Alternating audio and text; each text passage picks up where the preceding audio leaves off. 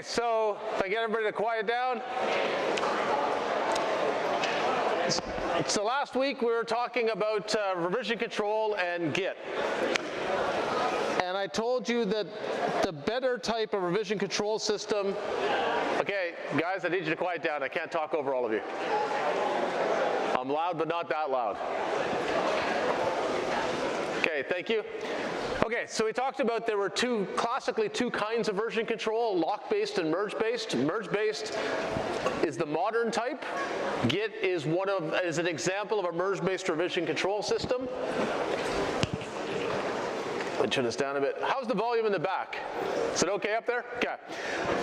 Merge-based, basically, everybody can work on their working copy, their own local copy of the files at the same time, and it all gets sorted out when you put things back in the central repo. That's when it figures out who did what. So it just lets you work independently, and it gets put back together when you put it in the central repo. Okay, let's see how this solves our last problem, which we numbered problem 2, conflicting edits. Okay, so Tony Stark is working away. He's made some changes to this red file, and Bruce Wayne is working away, has made some changes to this green file. Okay, so Tony commits and then pushes. Use these two commands in sequence to publish your changes, send them into the repository. Okay, so now we've got a new revision 2, and notice it's got Tony's changes in it. It's got this red file. Okay, Bruce Wayne. So C09, I'm going to get you guys to quiet down. I'm going to pick on you. Thank you. Bruce Wayne wants to put his changes back. So he says, okay, I want to commit, I want to push, put this green file back. It's going to fail. Okay, it's going to fail with a somewhat cryptic message. It's going to say, can't do fast forward merge. Okay, what this message means, Git is smart. So Git actually knows that Bruce Wayne's files are based on revision 1. So it knows the last time he updated his files, he got revision 1. And he's made some changes since then. And when he does this commit and this push, Git can see, wait a sec, there's a revision 2. Your changes are not based on revision 2. Your changes are based off of revision 1. Okay, so I don't like this. I don't quite know how to put your changes together with what's in the repo. So what he has to do is he has to get these changes from the repo, these changes that have been published by Tony Stark first, and bring them into his working copy. And he does that with a command called git pull. Okay, so put stuff in the central repository, and pull takes things out. Okay, so he does this pull. Now, we're specifying this -r option. I'll talk a little more about it at the end of the lecture. It's optional. If you don't specify that, it's okay. We recommend you use this -r option because it gives you essentially a cleaner list of revisions. But you don't have to use it. Nothing bad will happen if you don't. Okay, when we do that, what happens? Well, in Bruce Wayne's working copy, he gets the changes in the repository that have happened since he last took things out of the central repository. So he gets this red file, these red changes from revision 2, and they come into his working copy. Okay, and then Git updates his working copy to say, well, it's based on revision 2. So Git has some hidden data. So it says you're based on revision 2 now. Okay, so that's actually enough that he could now commit his changes and push his changes. Well, he could push his changes. Should he push his changes right now, or is there something else he should do first? What do you think? A09, I'm going to put you on the air here. What do you think he should do? Should he push his changes, or should he do something else? He's got to test it first. He should test it. That's exactly right. So it would be a bad thing for him to just push his changes. He should make sure that what he's got in his working copy works with these latest things. So he builds it, he tests it, it all passes. Now he can push his changes, okay? And it will work this time. And there'll be a new revision, revision 3, that has everything that was there before, the red file changes, and now his green file changes are in there too. Okay, so this is going to be kind of your existence in this course. You're going to go through the sequence of pulling down your teammates' changes, committing, and pushing your changes. So A09. Question? Yeah. So what if, for example, okay, so what if Bruce Wayne is like, he's done the second file, right? So like, let's just say Tony Stark worked on the red one, and also, so the third one, I'll call it the third one, and the second one. He did changes on both. So you're saying, what if he did some changes here too, which I can't highlight in red very well, but what if he made some other changes? He made other, yeah, on the other file. In the same file that Tony had changed, is that right? That's what you're saying? Yeah, and so like he has the old revision, Tony has pushed the newer one, but if he pulls the newer one, then maybe his changes, the Bruce's changes that he did in his own file. Maybe his changes get lost or something bad happens. Yeah, so it's a great question, such a great question, it's on the next slide. So I'm gonna go on to it. Okay, so this case I showed you is kind of a nice happy case. Bruce and Tony are working on different files. You can see how these things can be put back together and there's no problems. Okay, what if they worked on the same file, which is I think exactly your question. So here notice that Tony has put back this red file. Okay, so he used commit and push to get this red change in. And Bruce Wayne is editing the same exact file, but he's made different changes, they're green. Now he tries to do this git and commit and push. Okay, we already know it's not gonna work, but we know what he should do. He should do a pull. Because he's gonna get told you can't do a fast forward merge, which is git speak for somebody else change something, do a pull. So he does this pull, and Git is pretty smart. It won't lose your changes. It brings in the changes from your teammates and it integrates them together. And if Tony Stark modified different lines in this file than Bruce Wayne did, it'll just put it all together. And it all makes sense and it'll do it all automatically. You'll wind up with the file that looks like this, you know, part the red version, part the green version, where there are changes. So that's good. Now there is a case that's less happy. Okay, now, so Git can figure out as long as you're modifying different lines, even if they're in the same file, it's okay, right? It'll put it together for you. But if two people modify the same line, then it can't tell what to do, right? Because it's got two changes to the same line, doesn't know which one you want. So that's called a conflict. You try to minimize getting this. So if you communicate with each other, like Bruce and Tony have decided, hey, you work on this file, I'll work on that file, they minimize the chance of this happening, but still, it happens sometimes. So they've each made changes to these purple lines. And Git is gonna say, I can't figure out what to do. Right? This was changed by Tony, it's also been changed by you, I don't know what you want. Okay, so that's called a conflict. And what Git does when that happens is it says, oh, there was a conflict when you did this pull, and it writes in your working copy what are called conflict markers. So you're going to see basically in the working copy, Batman's working copy, if he looks in, let's say this was in file 1.cpp, he's going to see text that looks like this. Okay, so there's the whole rest of the file. It's a whole bunch of stuff that was already there, it's fine. And then you see this conflict marker. This conflict marker says head, okay? So it's saying this comes from it's basically telling you these are from two different copies of this file. Okay, so one of them is from the remote repository, the head. One of them is from your working copy, the files you were working on. So basically, this is the line that was in Batman's working copy before he did the pull. And it says Batman is the best. And then you see there's this separator, and then it basically shows this is the line that you just brought in from the remote repository. And it says Iron Man is the best. Okay, so basically Git can't tell what to do because it's got two changes, right? Tony changed the remote repository saying he was the best. Batman changed his local file saying he was the best, the same file. All Git can do is say, you got two changes to this line, here they are. Whoops, sorry. Here they are. You figure out what to do. So the way you resolve this is you go in and you edit this file. So you edit this file, you have to decide what to do. Do you keep one of these lines? Do you keep the other line? Do you change it to something else? And then you get rid of these conflict markers. Okay, these won't compile, they're not source code, so you get rid of all those conflict markers, just delete them. And then you basically have to tell Git that you're done, that you've resolved the conflict so that it knows it's complete. And I'm not going to go through all the steps. There aren't a lot, but basically in the Git quick start, we tell you what to do for this. So whenever you and your teammates are editing the same lines, you make some more work for yourself. You make these conflicts, try to avoid it, talk to each other. But if you do get conflicts, it's not the end of the world. You just have to look at the file, see, okay, who did what do I want to keep? You edit the file, and then you tell Git that you're done. You've resolved the conflicts. Hopefully that's all clear. So. So I've been gradually kind of building up to how does Git really work. So I've been showing you pieces of it, and now this is the full view of everything that's going on in Git. So let's say I'm working with one of the TAs to make some changes. So I have my own local working copy, and I actually have my own local repository.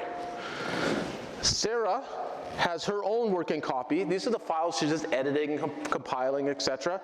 And she has her own local repo. Okay, what's a local repo? It's on your own machine, and it is a full Git repository. It has all the revisions in it, etc. So we actually each have our own repository. And then there's something called the remote repo. And the remote repo is shared. We both talk to that. So lots of revision control systems actually don't have these local repos. They just have working copies, and they have a remote repo. Okay, so that's pretty common. But Git goes one further and basically has both a remote repo that everybody shares, but also these local repos that are on your own machine. Okay, why did it do this? Git did this for scalability. Basically, most of your work is just done in your working copy, and then when you want to actually commit some files to the repository, it's actually done on your own machine. And you can actually talk to the repository even if you unplug your computer from the network. So Git made these local repositories so people could do most of their work even if they're not connected to a network, and so that if you had thousands of developers all working on a program, most of the interaction with the version control system happened on your own machine because you're talking to your own local repo, and that made Git very scalable, that you could actually have a lot of people working at once. Because there are only a few commands, basically push and pull, that move data between the local repos and the remote repos, okay? So that's the reason Git did this. The reason I'm showing you this is you need to be aware of this so that you type all the commands you need in order to get your changes to your partner. And in this project, the remote repos are basically set up on a shared directory in the UG machines. Okay, so they're all in the UG machines, but basically the remote repos are shared amongst all the team members.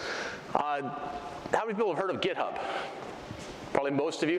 What GitHub is basically a service to host remote repos, okay? And a few GUI tools that are nice. They give you a nice interface to some Git commands. So GitHub is built on top of Git, but it basically means if you don't have to set up your own server if you don't want to, you could host it on GitHub. Don't do that for this course because your project's gonna be public and you're gonna get pulled into plagiarism meetings, and it won't work with our submission scripts. But basically there's not much different. It's just a way to host the repos.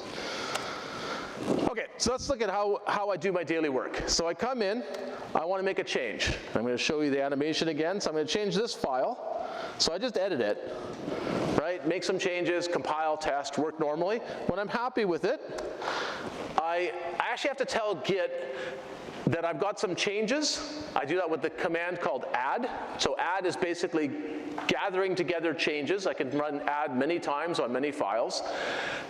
And it says these are all the things that are actually ready to go, ready to put in the repo. And then I run this commit command. And the commit command puts it in my local repository. So you see the local repo now has a new revision that has this red file in it. If I want to send it to the remote repo, which I usually do, I want to push it. So the push command takes everything that's in all the changes in the local repo and moves them up to the remote repo. Okay, so now my changes are available in this shared remote repo. Okay, so Sarah is working away. If you want to ask Git what changes have been made in my working files, so I've been editing these files, I'd like to know what's been changed, what have I said, what have I used git add to say is ready to be committed? If you want to know basically the status of your project, you type git status. It's another git command. An important thing to know is that git status only talks to the local repo. That's a design decision in Git. In Git, almost everything just works with the local repo. And again, that's to make it highly scalable and so that people can work even if they unplug the network. Okay, so if Sarah does this git status, is she going to know that I've made some changes to my repo and to the remote repo? Like, will she know that I've made some changes? What do you think, given what I've drawn here? So I see people shaking their heads. Yeah, she won't know. Git status will say, well, you have no changes, and actually I don't see any changes that anybody else has done either, so it all looks good. Often students are confused by this because their teammate says, I did make some changes, why can't you see them? She can't see them because she's only talking to her local repo. So what she has to do to get the changes from her teammate, me, is, let's say she's got a change here, okay, so she's made a change in that file. She can add that and then commit it. It goes into her remote repo, or sorry, local repo. But now, when she tries to do a push, it's going to fail. Okay, the push is going to fail because it's going to say, wait a second, you've got changes, they're based on a certain revision, and that's not the latest revision in the remote repo. So you're going to get that can't do fast forward merge. So, and again, students are often surprised by this because they say, I did a git status and it said there were no changes. It's because the git status is only talking to this local repo. Okay, so the push fails. It's okay, it's not a problem. It just tells you there are some changes in the remote repo. That means Git wants you to get those changes, get them into your repo, get them into your working copy, make sure everything works together, and then you can try again. So what command do you think Sarah should type? See if anybody knows this. Buzz in if you know what command she should type. You only have to apply what I told you 5 slides ago. Yeah, so actually C03, let's give you a chance. What should Sarah type? Git pull. Yeah, so she should do a pull. Okay, so she does a pull. Again, we recommend you use this -r, but you don't have to. If you just do a pull, it basically does something very similar. Okay, pull does 2 things. It's going to update her local repo. Whoops, what happened here? It's going to update her local repo, and it's also going to update her working copy. So we've got this new change, this red file up here that I made. When she does the pull, it comes into her local repo and her working copy. Okay, now what should she do? Well, she should test, right? As soon as I pulled in some code from somebody else, I should immediately check if it works. Okay, once she's built it, she's tested it, it all works. Now she can try the push again, and the push will work. It'll put in her blue file changes, and now the remote repo has the changes from everybody. Does that make sense? Yeah, so let's go to A09. Yes? So for commit, there's a message that you can also add. Will my partner receive, if they pull the file in the remote repo? So you're saying, how would I get Sarah's file? Is that what you're asking? No, I'm asking like if when I commit like changes and I put a message in my commit command, so commit-m, and it goes to the local repo, and then I send it to the remote repo. When my partner like pulls it from the remote repo, will they also receive the message? Yeah, the message, so the question is, if you should be putting messages in all your commits. As you're doing milestone 0, you'll see that whenever you do a git commit, we want you to type a message. We want you to make those meaningful. Those are stored in the repo along with all the code changes. When Sarah did this, if I go back one, when she did this pull, she got all the changes, she also got all the messages. So she can do anything she wants now. She sees everything. But basically, Git doesn't broadcast stuff. So you don't know that your teammate made a change to the remote repo until you do a pull. Okay, that's what brings the changes from your teammates in. It's not a bad idea to do pulls pretty often, like whenever you are kind of done something. It wouldn't be a distraction to bring somebody's changes in. Okay, so yeah, and what I should do too is now I should do a pull, and I'll get Sarah's changes. Okay, so your coding routine is you do a git pull to get the latest code, you fix a bug, you add a feature, you build it, you test it, maybe you have to try debugging it for a while, but when it works, there's 3 commands. Git add to tell Git there are some changes in this file, I want you to get them ready to commit. Commit to put it in the local repository, and then push to put it in the remote repository. So it's always this sequence. You might do many adds, to add a whole bunch of files, that's fine. But then you commit them to get them in the local repository, push them to get into the remote repository. Okay? You will sometimes get this failure message saying, I can't do a fast forward merge. If that happens, it means somebody's put something in the remote repo while you were working. Do a git pull again, build it, test it, try the push again. If you've gone off and worked on your other courses for a while, before you start something new, it's a good idea to do a git pull to make sure you got the latest code from everybody. You get that before you start doing edits.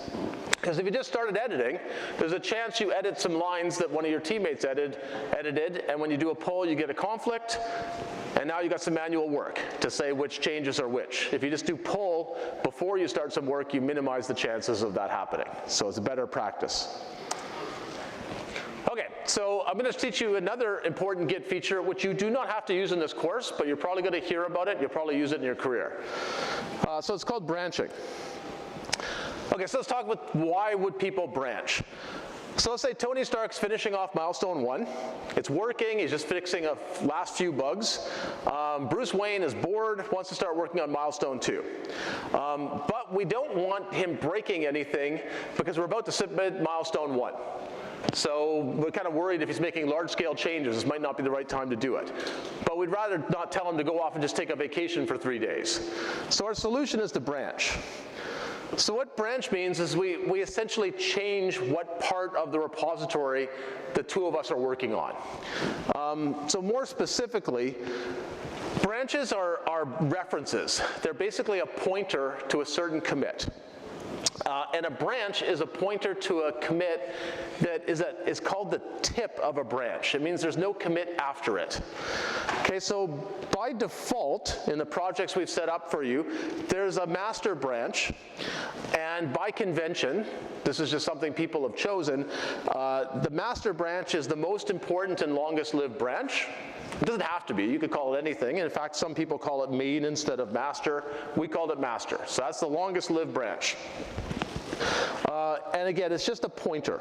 So if I've got all these revisions, showing here 3 different revisions, right now the master pointer points at R101, so the last commit in this chain. So it points at the tip of a branch. There's another important pointer called head.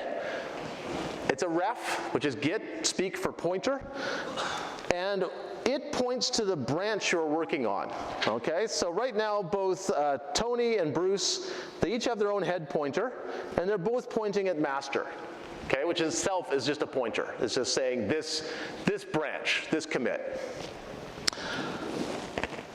Okay, so normally what happens is as they're working, their commits just keep going in a nice line, okay? So R102 would go here and so on. But I don't want to do that now. I kind of want to have 2 parallel lines of development, one of which is just small changes for milestone 1 and one is bigger changes for milestone 2. So the way we do this is Tony runs this command, git checkout. That's to get a new, basically to get a certain commit into my working copy, and he specifies this -b or branch option, and he gives it a name. So the name he's chosen could be anything, but he's going to call it finish M1. It's for milestone 1. Okay, what did that do? It made a new pointer, okay, a new ref. It's called finish M1. It points at exactly the same revision as the master does right now. They both point here, okay? And Tony's head pointer, which is basically where are my changes going to go, it now points at finish M1. Bruce Wayne still points at master. Okay, so that command, all it did really was create a new pointer and make my, which we call a branch, and make my head pointer point at it to say that's the one I want to work with. Okay, so now what happens after that command is Bruce Wayne didn't type that command. So his head pointer is still pointing at the master. His commits keep going on the master, the long-lived branch. But Tony's commits are now going on this finish M1 branch, okay? So when he commits and pushes, he makes a revision here, which is basically not connected to the revision that Bruce Wayne made, okay? And they can keep working like this for some time, okay? So they keep making commits, and what we have is we have 2 parallel chains of development, right? All Bruce Wayne's changes are going here, all Tony's changes are going there. I can build the finish M1 code. I could also build the master code, but they're a bit different now, right? I've got two different chains of development.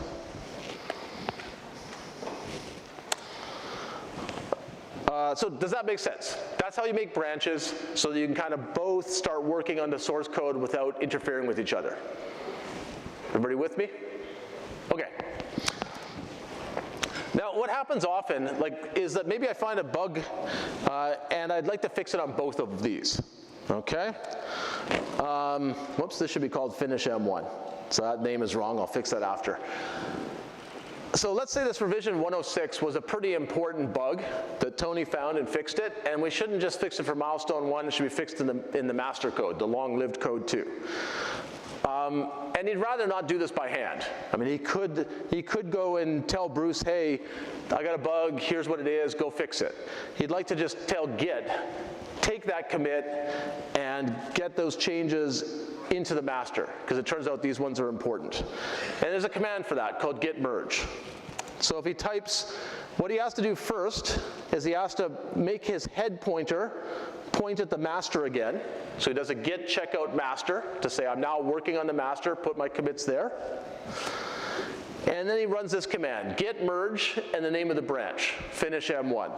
And it basically takes these changes and it will integrate them in a new revision on the master. So now this new revision is actually part of the master branch, and it incorporates everything, right? We have all of Bruce Wayne changes, and we actually now have Tony's changes in as well. Okay, so we can pull changes in from this other branch. Is everybody clear on that? You won't remember probably all these commands. That's why they're here, documented. You'll have to play with these a bit to get comfortable with them. Okay, there's another way to do this. Git has the merge command. It has another one that's closely related called rebase. Okay, so let's say we're in this scenario again of Tony and Bruce have each been working on different branches. And I decided what Tony's done is good. I want to kind of get it onto the main line of development, the master. He can do a rebase as an alternative to git merge. Okay, so what rebase will do is it basically will take these two commits that he did and it'll redo them on the master branch, okay? It gives essentially the same end result in terms of code as git merge, but you'll actually see all the revisions. Like if we actually look at this chain of development, this list of revisions, you'll see all of the changes with all their commit messages. So it looks a bit cleaner in terms of the commit history. But the end result in terms of the code is the same. Okay, so he would do that by typing this, git rebase master, and it basically would make this finish M1. Instead of being based on this older revision, it would now be based on the latest master revision. And so you'd have everything together, but you'd have it together where you can see all the commits in a nice linear order, which looks nicer if you want to look at the history of the project. Okay, so it basically replays the commits that Tony has done, these two commits, on the branch that I specified, which in this case was the master branch. Okay, so I basically updated my finish M1 to incorporate everything, all the commits I made in it and all the commits that have been made in master. Okay, so as I said, it makes the command to actually see the history of commits in a project is called git log, and if you use rebase, git log basically produces easier to understand output, because you kind of see all the commits in a nice order. So that's the plus side. That's why lots of people like rebase. There's a downside. If, let's say, Tony was working away and he'd actually made 15 commits. If you've done a lot of commits on some branch and you use rebase, there's a higher chance of conflicts and more work to resolve them, because basically replaying a whole bunch of commits on top of a master, especially if there were a lot of commits on the master too, there's more chance that replaying those actually produces a bunch of conflicts that you have to resolve than if you just did a merge. So it's not a good idea to let your branches live for a long time if you want to bring them back together again. You should try to bring them back together pretty often. And if you do leave branches around for a long time, then git merge starts becoming a better choice, because rebase can have more trouble resolving conflicts. Okay? Okay, when do you use branches? So we use them for releases. So when I worked at Altera, we would take 3 months to actually stabilize the code before we shipped it out to our customers, because the cost of bugs is very high. They're going to have hardware systems that don't work. Quartus is broken. We don't want to stop everybody from working for 3 months, so we'd branch the code. One part is going to be the new release. The other part is we called it the trunk, but it's basically the same. Trunk or master or main, the thing that keeps living on. So that's a release branch, and the release branches usually live for quite a while because you're going to send them out to your customers. The other reason people use branches are what are called feature branches during development.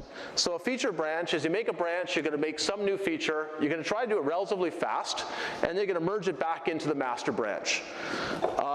Again, if that feature branch lives for a long time, like you're working on that feature branch for a couple weeks, there's more chance that you're going to get conflicts. The longer the two branches are apart, the more chances you can't put everything together cleanly and you will regret it. So if you want to, you can use this flow of creating feature branches in 297, but students often get themselves in trouble because they don't merge often enough. So if you do this, you got to merge or rebase very often. The flow that I showed you where you commit and push and then you pull is effectively it's like you're making really short branches. You're not actually explicitly making a branch, you're reintegrating your changes very often. Probably an even better flow for this course, but your choice. Quick command reference. So I'm going to put this up mostly for reference. You use status to ask what's going on, and it talks to your local repo, so it tells you what files you've changed and so on. Git log gives you the history of what's been changed in this repository. Git add prepares some of your files to go into the local repository. So I haven't talked about this, but basically in Git they talk about the staging area. So you have your working directory, which is the files you're compiling. The staging area is things where you've typed git add. So you've said these changes are going to go in the next commit. Git commit. Commit puts things in the local repository. And git push moves them all the way to the remote repository, okay, from your local repository. Git pull is shown here, and git pull basically gets the changes all the way from the local remote repository, puts them in both your working files and the local repo. If you ever decide I just want to see what's in the remote repository, but I don't actually want to change any of the files I'm working on, you can use git fetch. Basically, pull is a combination command. It does a fetch and a merge. And the combination of those bring all the changes to the remote repo into your local repo and update your working copy. If you use the -R option to git pull, you're doing a fetch, and instead of doing a merge, you're doing a rebase. So all it's doing is how it integrates the changes into your working copy is different. As I said, it gives you a nicer revision log. Git log will look nicer, but if you've got a lot of changes that you made and your teammates made, it might give you more conflicts. So in that case, maybe git pull would work better. Okay, Git's big, lots of references. I'm going to leave up these options here. Read the quick start guide for sure, and then there are lots of online guides. My favorite one is this Atlassian one. Okay, with that, I will turn it over to Professor Chong.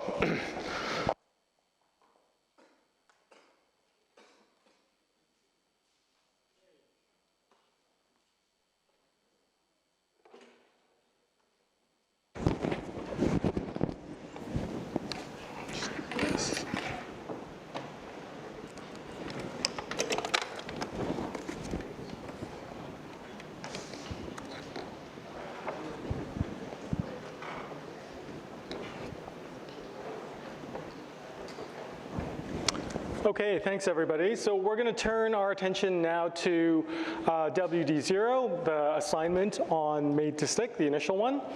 And I just want to talk about how this assignment breaks down and how we can use the book itself to understand what we're trying to do in the actual assignment, okay? So there are two key components to this assignment. The first, of course, is the summary of 3 principles that you choose. right? And the second component is the analysis of the presentation using one of those principles. And we're going to get to that probably next class, and today we're going to focus primarily on the idea of the summary of the principle. Now, if you look at the prompt in the assignment, it says essentially, briefly summarize the 3 principles from made to stick, and to paraphrase, explaining the concepts in your own language. What we want to see here is not for you to pull the relevant words from the text, but to actually show in your own words what your understanding of that principle or concept is, okay?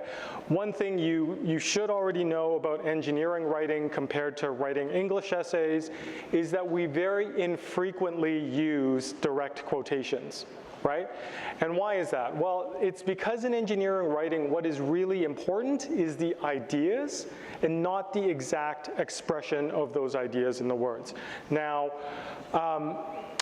this is kind of a mixed assignment. You're kind of looking at a text like an English student maybe might do. So it's kind of mixed, and there may be little snippets or phrases that really capture what the author is trying to say that you may want to use, but you do want to make sure that most of this is going to be couched in your own language. Okay? And with the concept of summary, I think what's really important to note in this particular case is that there's a really close tie to one of the principles that is laid out in Made to Stick. And of course, that is the principle of simplicity, right? A couple of classes ago, I laid out that the idea of simple is actually a little bit more complex than it seems initially, right? So that it's not phrased as compact, short, or easy. That's not the only component of that definition in terms of how Chip and Dan Heath talk about that. If you were to define it as that, you would be missing a really large part of that particular definition, okay? And then we talked about it as being, okay, compact and core. And then I use the phrase, well, as in a proverb, not a soundbite, okay? And that's pulling from the text itself, a little phrase, 5 words, pretty substantive and important in terms of the way that you define it, okay? And it does really kind of capture their definition of what simple is. The problem with this is that in trying to actually explain this or communicate this to somebody, you need to know very clearly what a proverb is and what a soundbite is and what the differences are, okay? So while that short little passage captures the essence of the definition in a metaphor, right? You're given a larger opportunity to explore this idea a little more deeply, and you can push a little further to understand, what a proverb is, how it differentiates from a soundbite. So in your summary, you can go a little bit further than these 5 words. Okay? Now, a proverb, something like a bird in the hand is better than 2 in the bush, right?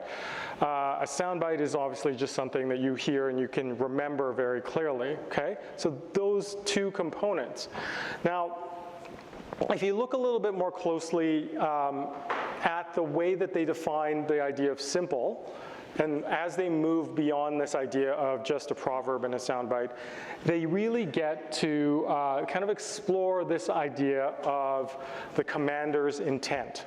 Okay, and this idea from Colonel Kolditz was really about how in battle, and I'm going to use a proverb here, a battle plan doesn't last much longer than first contact with the enemy, right?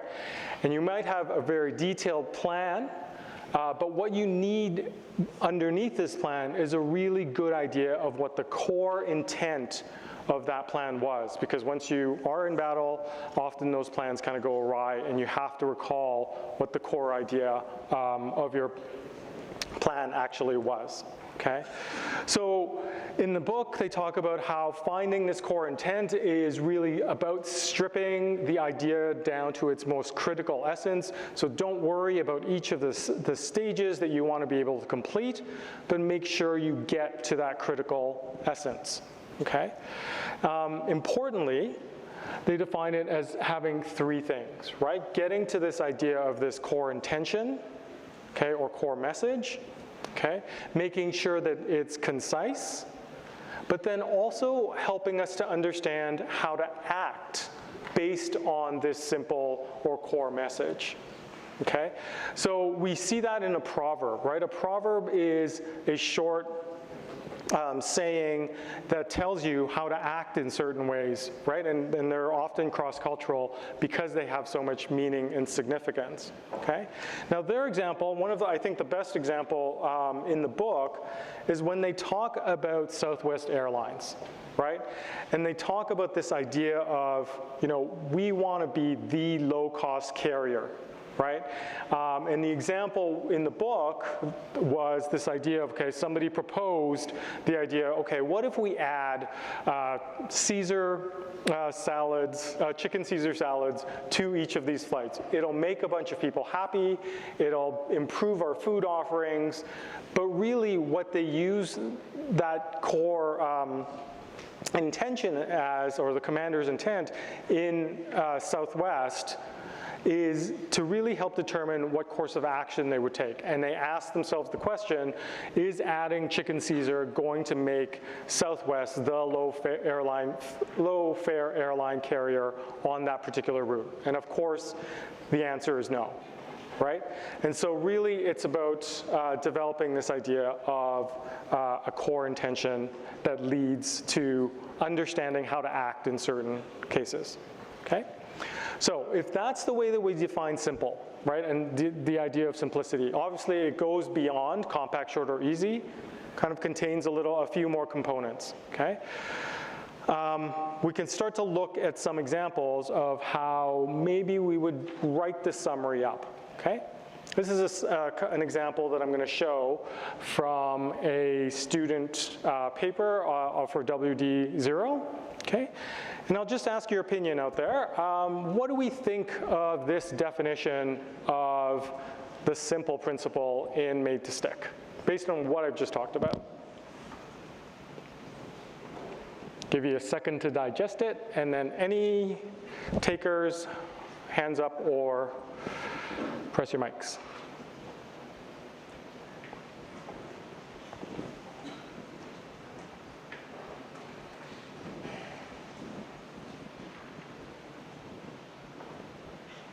I see A09 just itching to touch that remote mic, so I'm going to put your microphone on. Yeah.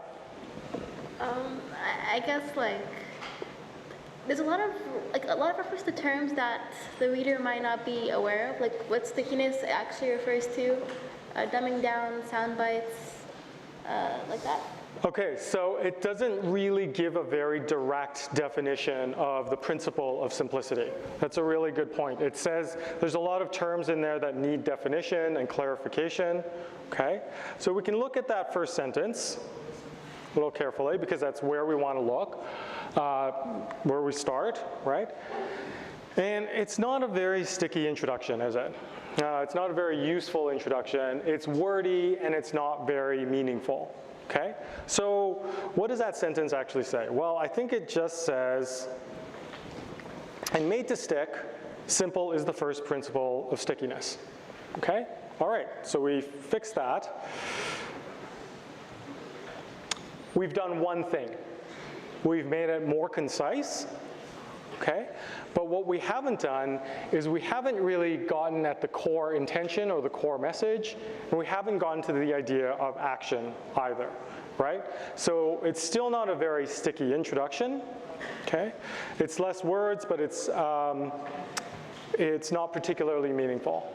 Now, is the definition in that particular passage? Can we see where the definition actually is? You're actually still on A09. Oh, sorry. Okay. Where does it show up?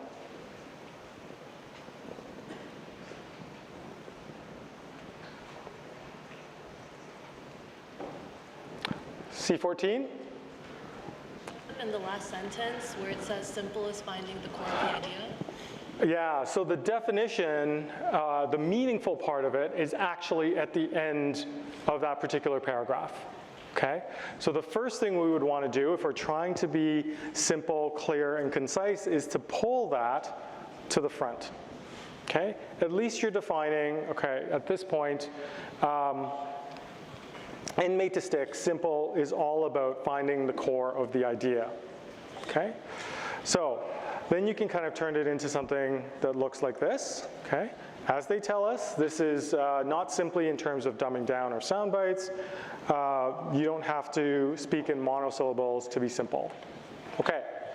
Now, they've chosen a set of direct quotations, right? And they've done it fairly purposefully. Now,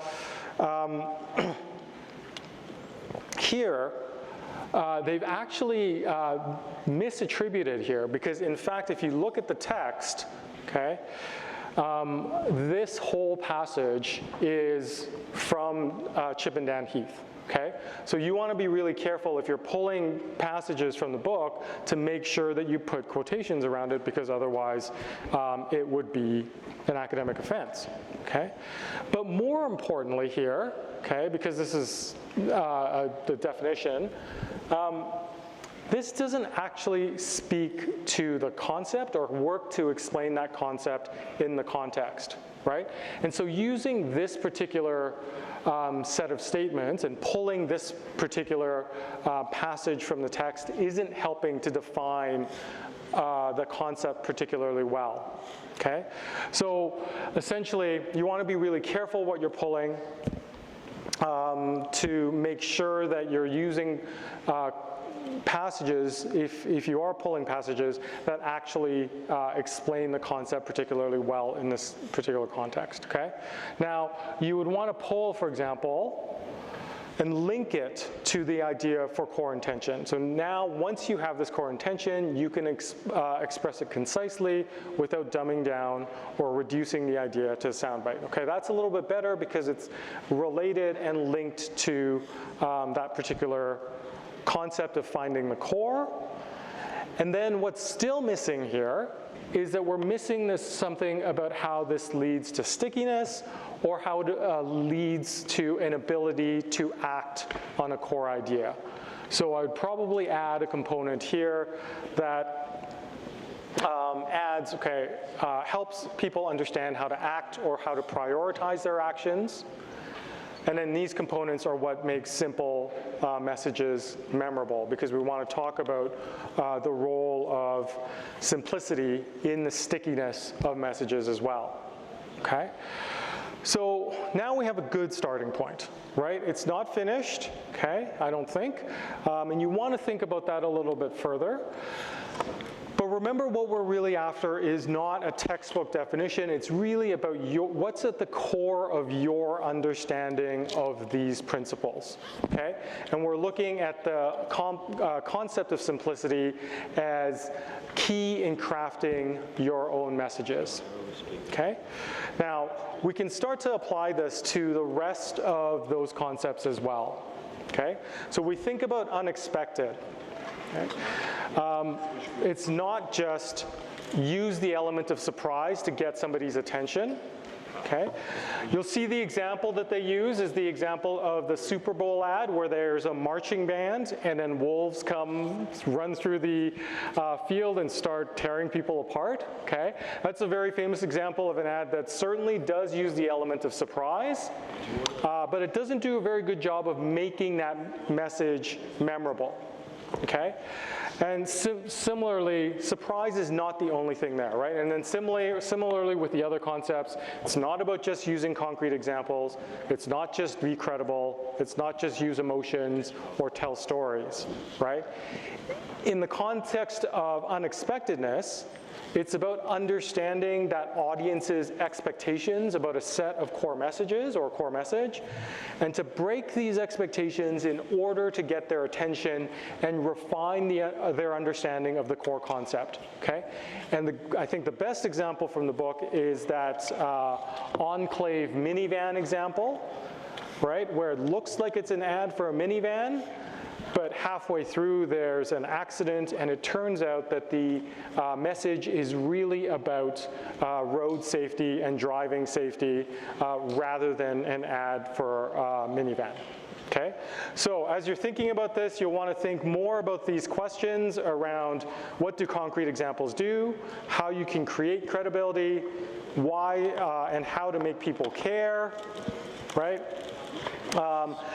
And again, this is always going to be related. All of these concepts are going to be related to the core idea and something contrasted against this idea of the curse of knowledge, okay? And as we pick up the idea of analysis,